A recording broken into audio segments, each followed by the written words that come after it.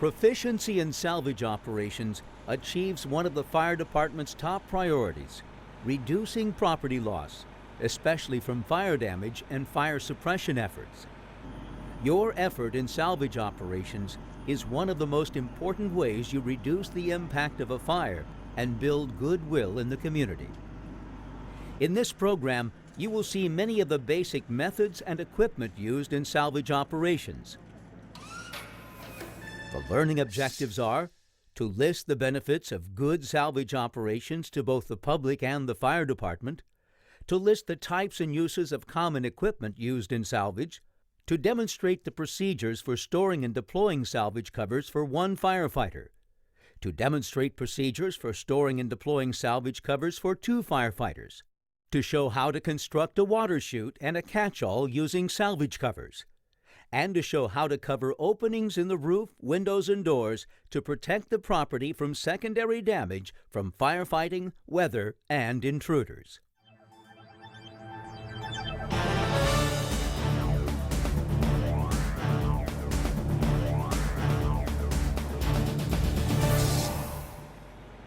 There are many benefits of salvage operations to both the public and the fire department.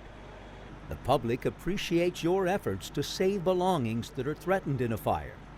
Often the most traumatic loss to home and business owners is not the structure, but the photos, documents, and personal effects that are destroyed in a fire. By saving these items, the fire department is responsible for lessening the terrible emotional loss experienced by fire victims. For fire service personnel, there is also personal satisfaction in knowing that your actions play a critical role in preventing a total loss from the fire. Fire victims will be grateful for your efforts to save their most precious belongings. Because many firefighting operations require us to damage property in order to attack the fire, it is essential that we make every effort in salvage to lessen the damage.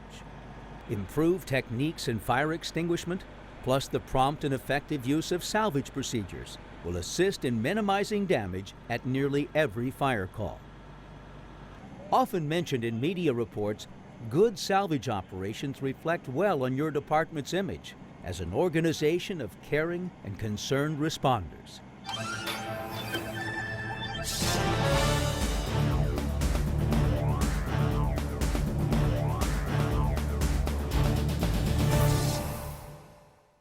To help protect property from further damage related to their fire suppression efforts and other emergencies, firefighters must know how to use and maintain a variety of salvage tools, including salvage covers, plastic sheeting, hand and power tools, sprinkler shutoff kits, carry-alls and debris bags, floor runners, salvage pumps, water vacuums, roofing paper, nails, and plywood.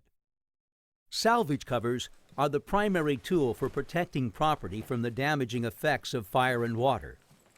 Large square or rectangular sheets made of treated canvas, plastics, or other materials, salvage covers have reinforced corners and edge hems with grommets for hanging or draping.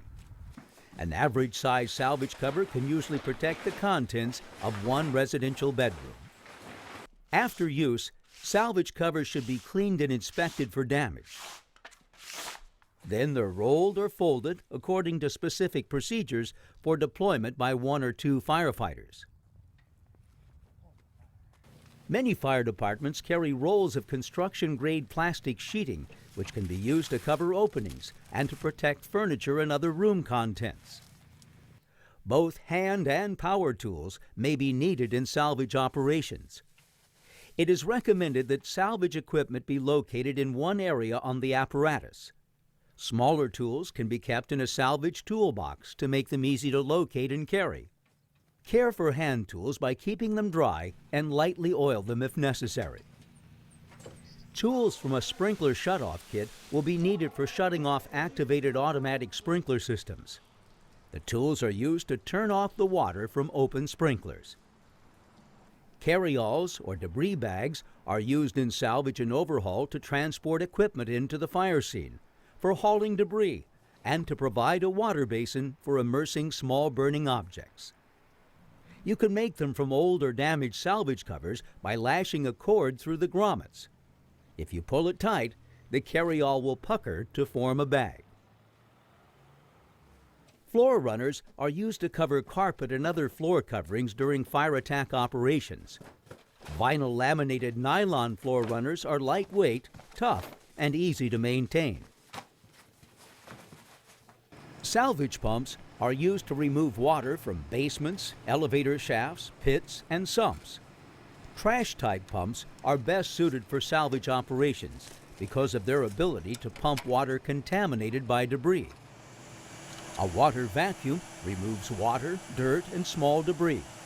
The water vacuum consists of a tank and a nozzle. There are two types of water vacuums. Backpack-type vacuums have a small capacity tank of 4 to 5 gallons or 15 to 18 liters. Floor or wheeled models have larger capacities and can be used by personnel wearing SCBA. Vacuums should never be used to vacuum up flammable liquids. Care for water vacuums includes inspecting the power cords for any broken insulation, flushing the collection tank after each use, and cleaning the hose and pickup wad. Roofing paper, nails, and plywood are used to secure openings made in fire suppression efforts in the roof, windows, and doors.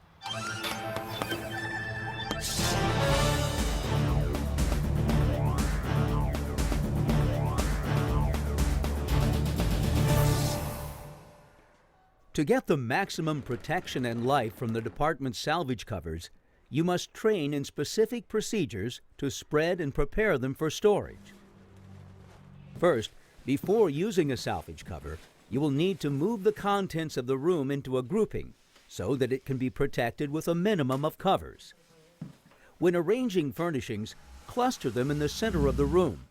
For example, place a dresser or other high object at the end of the bed. Other furniture can be grouped close by, and pictures, curtains, and clothing can be placed on the bed. If the room has a removable rug, slip the rug out from under each piece of furniture as it is moved and roll it up. The storage method affects how you will spread the cover. Let's look at procedures for rolling, folding, and spreading one firefighter salvage covers. A roll for a one firefighter spread requires 2 firefighters to make the roll. The firefighters grasp the cover with the outside hand midway between the center and the edge to be folded. They place the other hand as a pivot point midway between the outside hand and the center. They fold the cover to the center. Now they grasp the corner of the cover and fold it over the other hand. They bring the outside edge to the center and put it on top of the fold. Fold the other half of the cover in the same way. Straighten out the folds. Fold over about 12 inches or 300 millimeters at each end of the cover to make even ends for the roll. Start the roll at one end, compressing the cover into a tight roll. Secure the roll with inner tube bands, Velcro strips, or cords.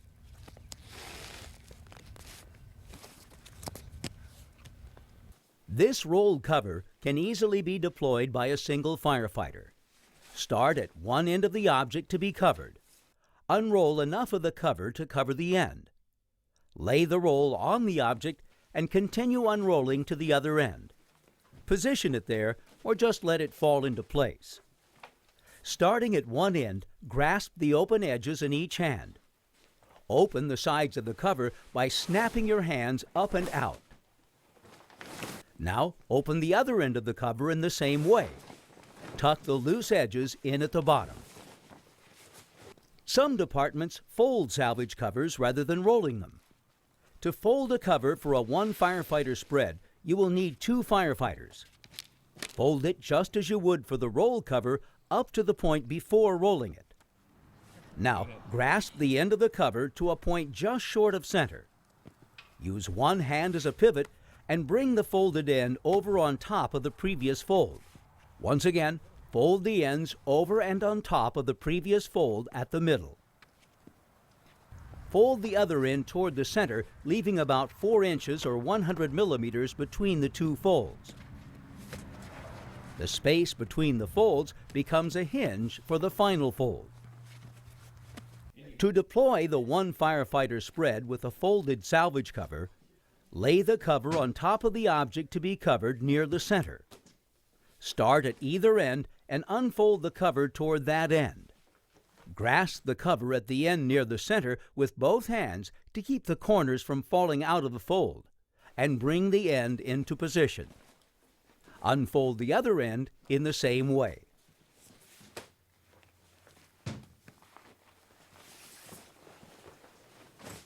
Stand at one end and grasp the open edges with each hand.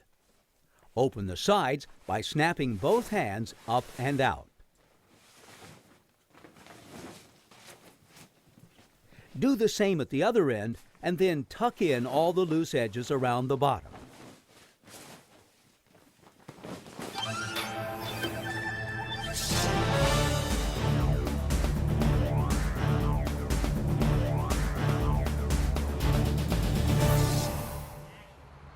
Larger salvage covers are best handled by two firefighters.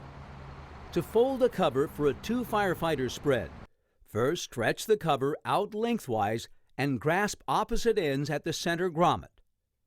Pull the cover tightly between you and raise the fold at the center high above the floor, shaking out the wrinkles. Spread the folded cover on the floor and smooth it flat. Grasp the open edge corners and put your foot at the center, making a pivot for the next fold.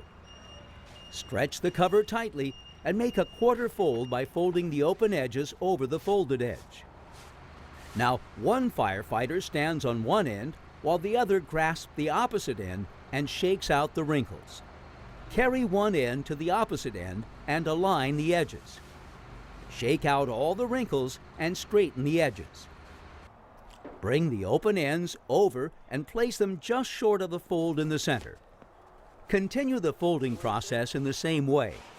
You can use your free hand as a pivot to hold the cover straight. Complete the operation by making one final fold. The balloon throw is the most common method for two firefighters deploying a salvage cover. Stretch the cover along one side of the object to be covered and open the last half fold by grasping each side of the cover near the ends. Make several accordion folds in your inside hand and put your outside hand about halfway down the hem on the end. Pull the cover tightly between you and get ready to swing the folded part down, up, and out in one sweeping motion to pocket as much air as possible. When the cover is as high as you can reach, pitch or carry the accordion folds over the object, causing the cover to float over the object. Guide it into position and straighten it for better water runoff.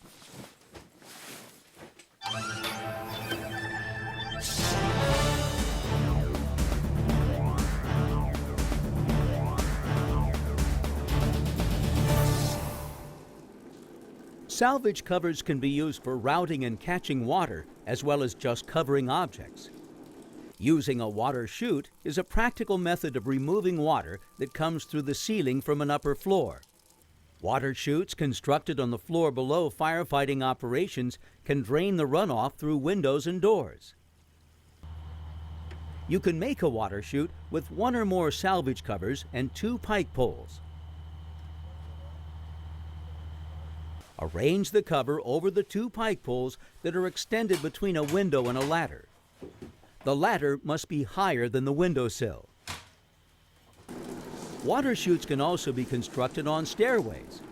Roll the sides of the cover to prevent water from seeping over the edges.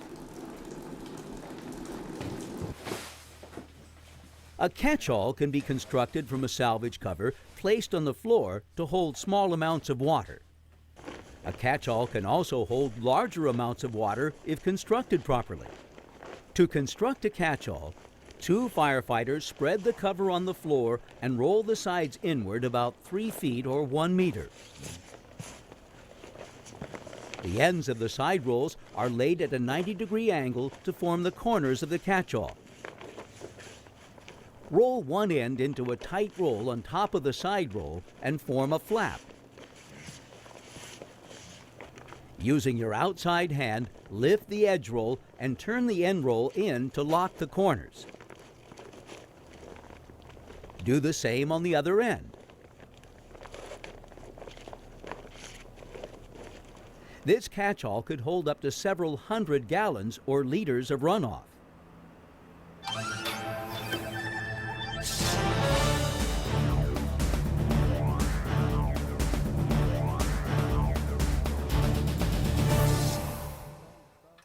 The final task of salvage operations is to take measures to protect openings in roofs, doors, and windows.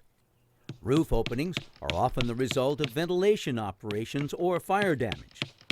You can cover most roof openings by using plastic sheeting, tar paper, roof tarps, or even salvage covers. Secure the edges by nailing them or weighing them down. In some instances, it may be impossible to cover the roof opening, but you can still protect the interior by bagging the area below the hole. Bagging means covering the ceiling joists or floor below with salvage covers to hold any water that might come through the hole. Covering doors and windows that have been damaged by the fire and resulting fire attack also provides some protection from weather. A good grade of roofing paper makes a satisfactory cover for most exterior openings. It is held in place with strips of wood and nails. If you are covering a broken plate glass window, you may have to use a larger salvage cover. Put a brace behind the cover to prevent it from blowing in. If you must protect a fire-damaged building from intruders, plywood sheeting provides more substantial temporary protection than roofing paper.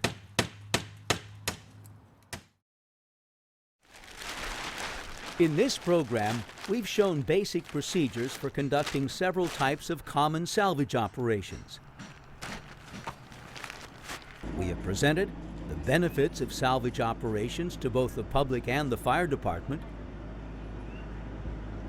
various types of common salvage equipment, a demonstration of how to use and maintain salvage covers and procedures for rolling, folding, and spreading covers for 1 and 2 firefighters, a demonstration of how to construct a water chute and a catch-all using salvage covers, and how to cover openings in the roof, windows, and doors to protect the building and its contents from weather and intruders. Salvage is valuable to property owners because it lessens the material and emotional loss of a fire. And it is beneficial to your department because it allows you to build goodwill in your community and to gain appreciation for a job well done. Any fire results in some type of loss and damage. By limiting that damage, we can go beyond just extinguishing the flames to provide the highest level of customer service. We have the skill and ability to make the loss as small as possible, and we take the care and precautions necessary to make that happen.